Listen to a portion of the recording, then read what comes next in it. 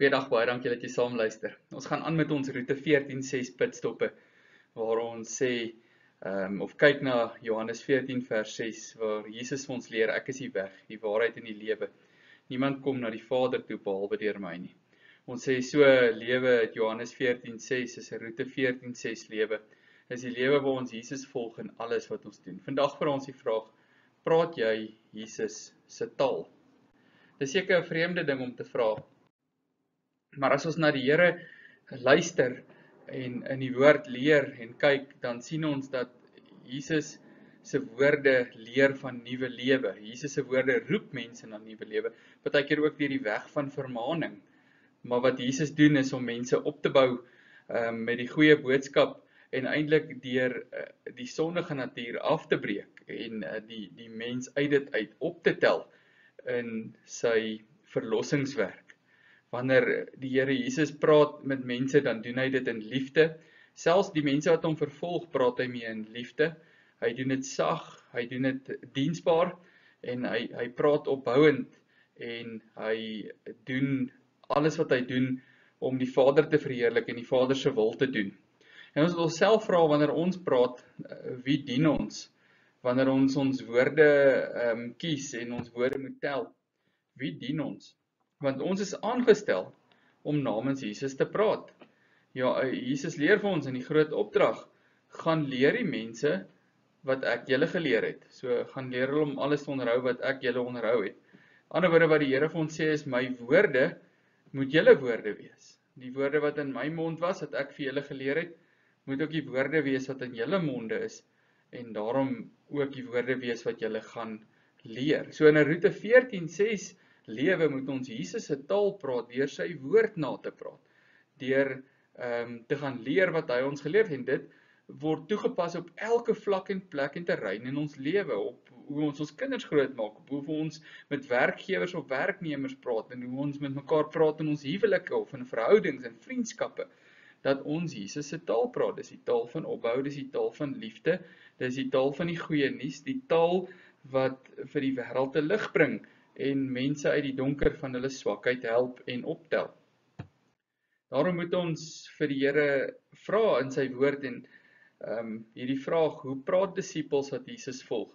En daar's so baie tekste wat ons kan aanhaal om hierdie te gebruik, maar ons moet, of om hierdie te verduidelik, maar ons moet besef, daar's 'n baie spesifieke manier waarop ons praat. Eerstens, Efesiërs 4 vers 29, nie 'n enkele afbrekende woord moet uit julle mond kom nie, maar eerder 'n woord wat goed is vir noodsaaklike opbou, sodat dit voordeel mag bring vir diegene wat dit hoor.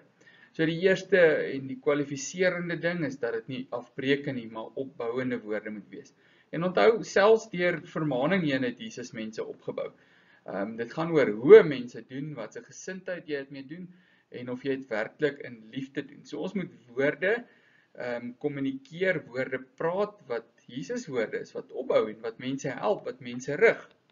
Jakobus 3 vers 6 sê die tong is 'n vuur, 'n wêreld van ongeregtigheid. Tong is deel van ons ledemate, maar besoedel die hele liggaam, steek die hele lewensloop aan die brand en word uit Gehenna aangesteek. So wat ons moet besef is, dat wat ons sê, het 'n uitwerking, wat ons sê versprei, wat ons sê gaan verder, dit skep 'n indruk van jou, dit skep 'n indruk van ander mense, dit gee dalk vir iemand anders 'n indruk van homself, wat dalk nie eens noodwendig waar is nie.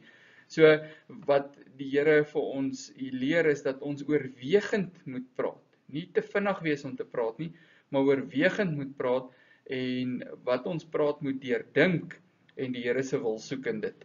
Spreuke 18 vers 21, dood en lewe is in die mag van die tong, en elkeen wat dit graag gebruik, sal die vrug daarvan geniet. Laat my nogal dink, toe Jesus sê, julle het gehoor dat daar gesê is, jy mag nie doodslaan nie, maar ek sê vir jou, elkeen wat sy broer uitskel, as hy die Jood is strafbaar voor die Joodse regbank. Laat my nogal hieraan dink, dat wanneer ons iemand afbreek, of sleg praat van hulle, of sleg praat met hulle, dan breek ons regtig 'n stukkie van hulle ook af. Ons maak mense seer.